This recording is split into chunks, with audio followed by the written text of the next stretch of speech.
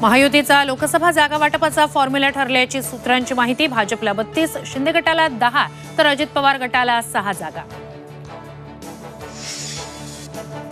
उद्धव ठाकरेंची आज मुंबईत महापत्रकार परिषद। नार्वेकरांनी दिलेल्या निकालाची पोलखोल करणार राऊतांचा दावा।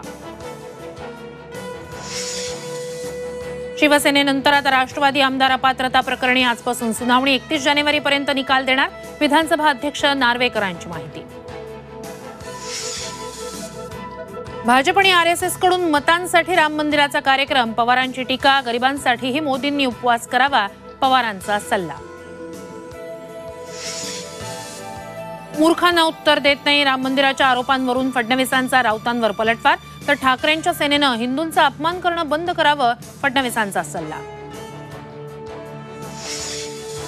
सरकारला सगळे सोयरे शब्दावर समाधानकारक तोडगा मिळाला, बच्चू कडूंचा दावा। शिष्टमंडळ थोड्याच वेळात घेणार जरांगेंची भेट।